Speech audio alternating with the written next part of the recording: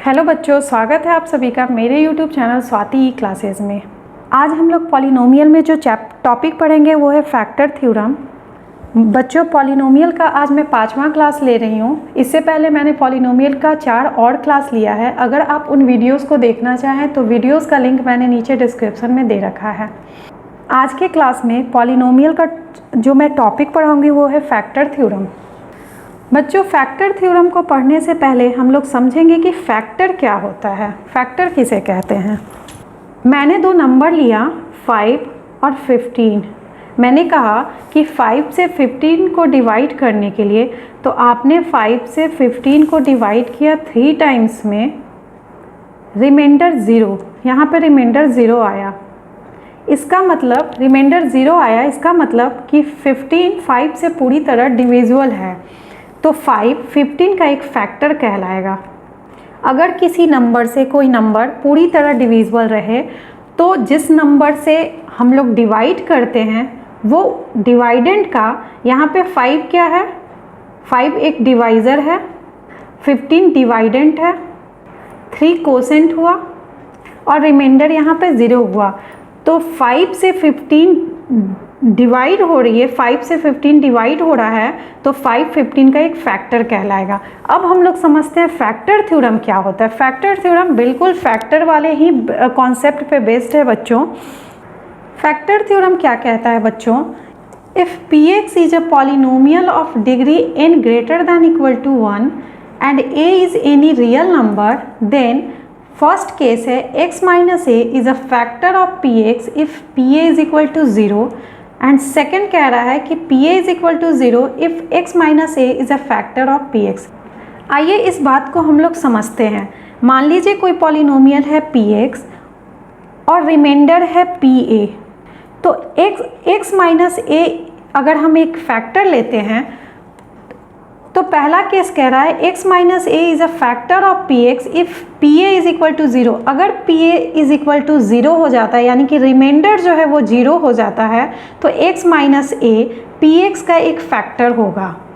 जैसे यहाँ पे मैंने बताया था 5 से डिवाइड करने पे 15, अगर रिमाइंडर 0 हो जाए इसका मतलब कि 5, सेम इसी कॉन्सेप्ट पे फैक्टर वाले फैक्टर क्या होता है, इसी पे फैक्टर थ्योरम को आप लिंक करके देखिए। अगर मैंने डिवाइड किया 5 से 15 को, रिमाइंडर 0 आया, इसका मतलब 5 15 का एक फैक्टर होगा। अगर रिमाइंडर 0 है तो 5 15 का एक फैक्टर होगा। तो यहाँ पे भी वही बोल रहा है, अगर pa रिमाइंडर है और pa इज इक्वल टू 0 हो जाता है, इसका मतलब x माइनस a px का एक फैक्टर होगा। px कोई पॉलिनोमियल है तो x माइनस a px का एक फैक्टर होगा अगर pa इज इक्वल टू 0 हो जाए। तो हमें ऐसे भी पता है अगर रिमाइंडर 0 हो गया मतलब जिससे हम लोग डिवाइड कर रहे हैं अगर x माइनस a है तो ये px का एक फैक्टर होगा। सेम इसके वाइस वर्सा में ये भी है कि अगर pa इज इक्वल टू 0 हो जाएगा अगर x माइनस a एक फैक्टर, मैंने कह दिया जैसे मैंने इसमें कहा कि अगर रिमाइंडर 0 हो जाता है इसका मतलब 5 एक फैक्टर है 15 का, ठीक वैसे ही मैं बोलूँगी अगर 5 एक फैक्टर है 15 का, इसका मतलब हम कह सकते हैं कि रिमाइंडर 0 है यहाँ पे।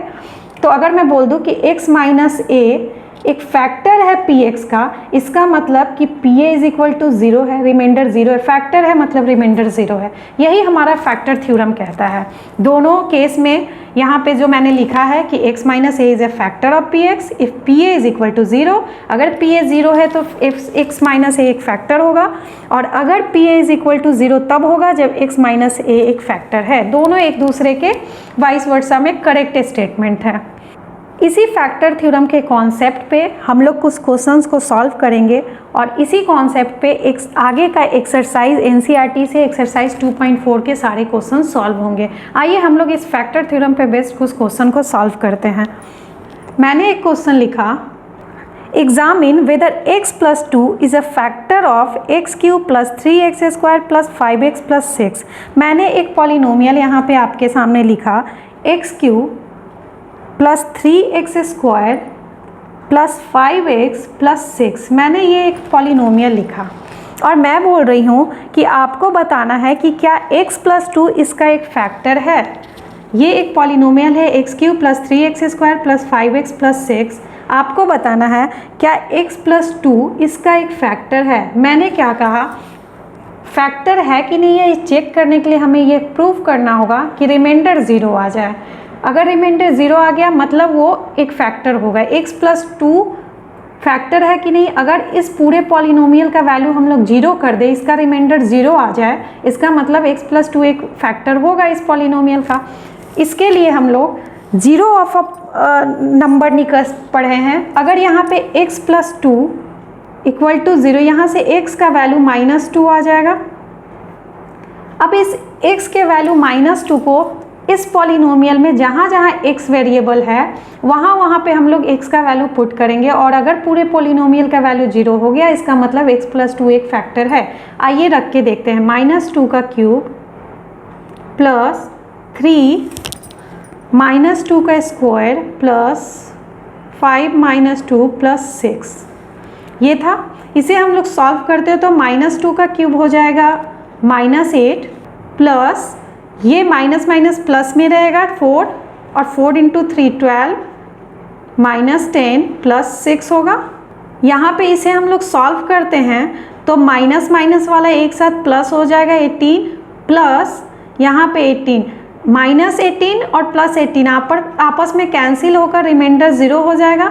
यहाँ पे रिमाइंडर 0 आ गया, इसका मतलब x + 2 एक फैक्टर होगा इस पॉलिनोमियल का। इस तरह से हम लोग चेक कर सकते हैं रिमाइंडर 0 लाके कि वो फैक्टर है या नहीं है। आइए इस पे दूसरे टाइप का क्वेश्चन एक सॉल्व करते हैं। मैंने यहाँ पे एक क्वेश्चन लिखा है बच्चों, find the value of k if x - 1 is a factor of 4x³ + 3x² - 4x + k।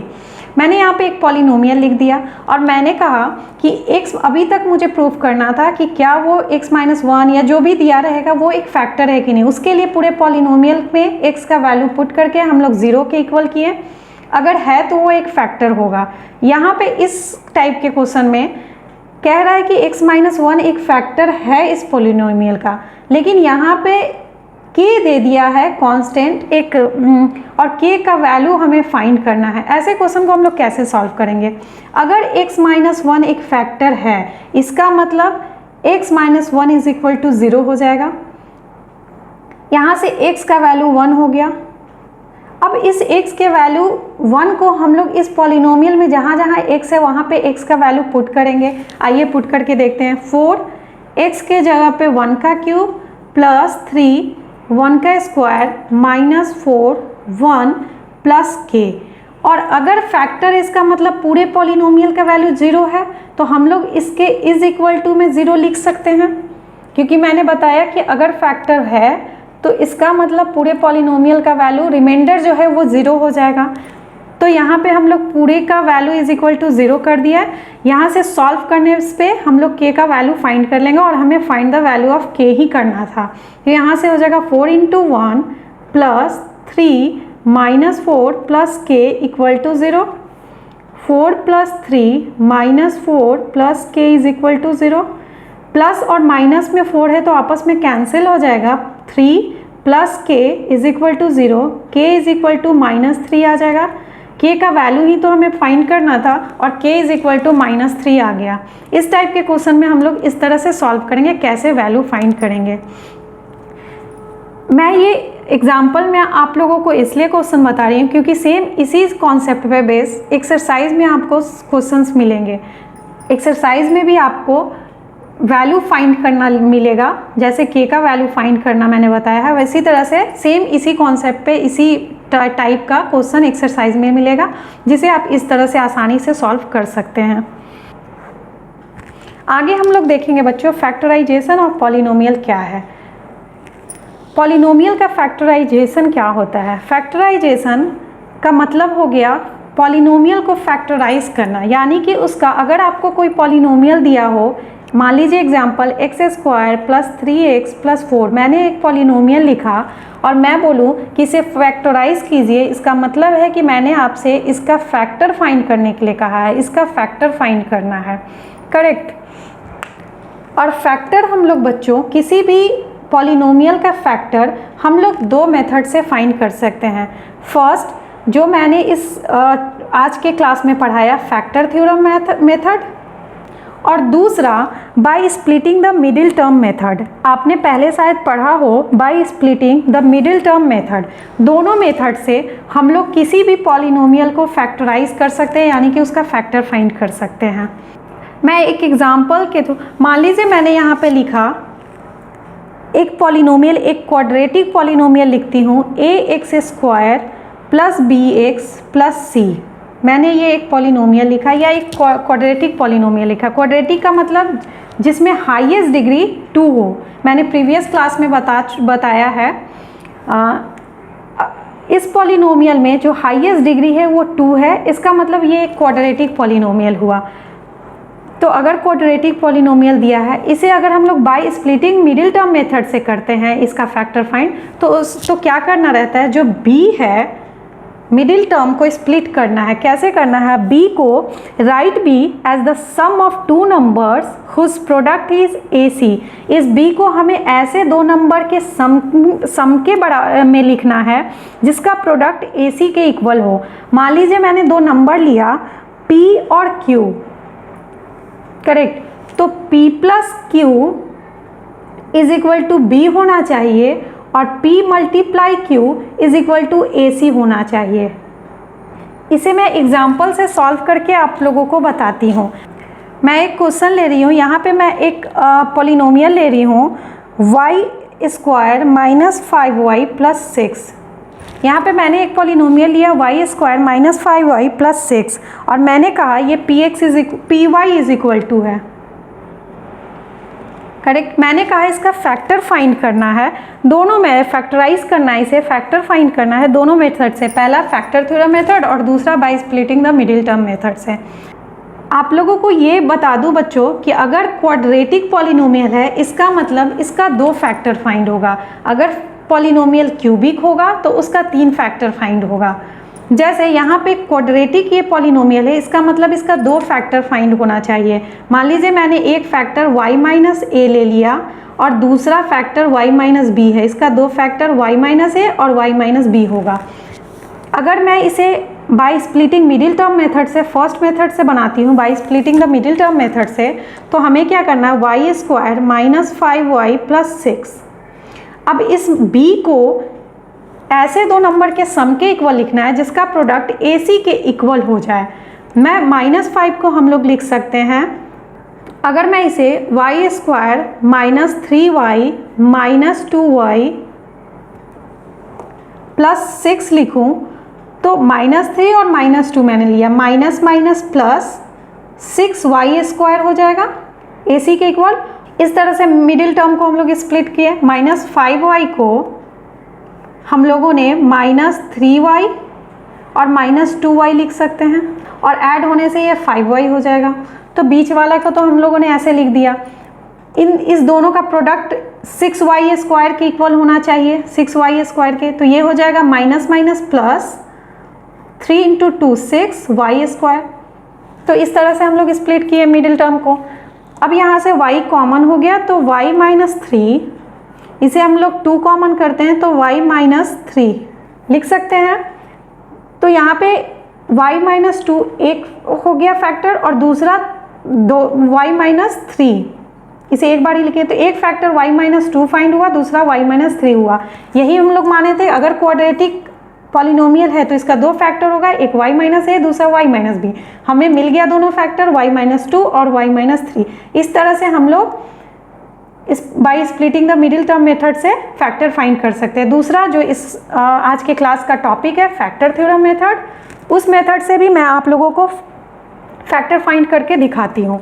हमारा पॉलिनोमियल था py is equal to y² minus 5y plus 6।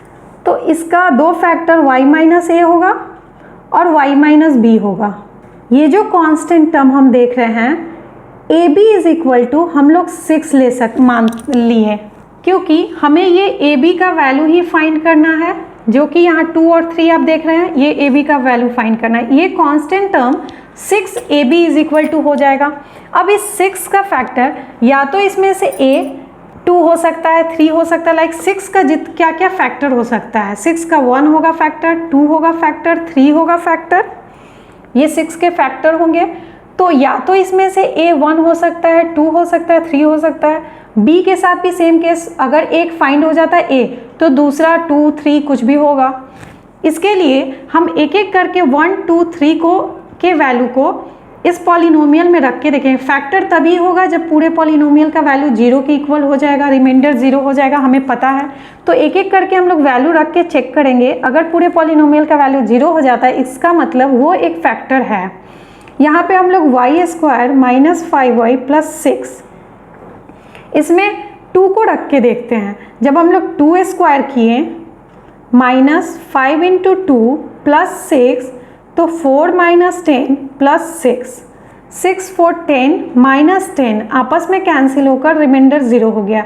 इसका मतलब 2 को रखने पे y के जगह पे पूरे पॉलिनोमियल का वैल्यू 0 हो रहा है। इसका मतलब 2 एक फैक्टर है। तो हम लोग एक फैक्टर तो हमें मिल गया y माइनस 2, y माइनस ए हम लोग लिए थे, यानी कि 2 रखने पे 0 हो रहा है तो एक फैक्टर तो हम ले y माइनस 2 मिल गया। दूसरा फैक्टर फिर से हम लोग किसी एक नंबर को रख के चेक करके देख लेंगे। अगर उसको रखने से 0 आता है, मान लीजिए मैंने 3 को रखा, 3 को रखते ही इसके जगह पे 3 स्क्वायर माइनस 5 इंटू 3 प्लस 6, ये हो जाएगा 9 minus 15 plus 6, 15 minus 15 plus minus में आपस में कैंसिल होकर रिमाइंडर 0, यानी कि 3 को भी जब हम लोग y के जगह पे पुट कर रहे हैं तो पूरे पॉलिनोमियल का वैल्यू 0 हो रहा है। इसका मतलब 3 भी एक फैक्टर होगा। तो हमें दूसरा फैक्टर भी फाइंड हो गया, y माइनस बी के जगह पे y माइनस 3, दूसरा फैक्टर y माइनस 3 और पहला फैक्टर y माइनस 2। इस तरह से फैक्टर थ्योरम मेथड जो मैंने बताया उस कॉन्सेप्ट से भी आप लोग फैक्टर फाइंड कर सकते हैं, और एक by splitting middle term method से तो हम लोग फाइंड कर सकते हैं। मैंने जो भी एग्जांपल में क्वेश्चंस बताए हैं बच्चों, इसी कॉन्सेप्ट पे इसी टाइप का क्वेश्चन आपको एक्सरसाइज 2.4 में मिलेगा जो इजीली आप लोग सॉल्व कर सकते हैं। आज के क्लास में बस इतना ही बच्चों। नेक्स्ट क्लास में मैं एक्सरसाइज 2.4 के सारे क्वेश्चंस को सॉल्व करवाऊंगी जो कि इसी कॉन्सेप्ट पे बेस्ड होगा। अगर आपको मेरा क्लास अच्छा लगा हो तो प्लीज़ मेरे वीडियो को लाइक करें, शेयर करें और मेरे चैनल को सब्सक्राइब करें। Thank you.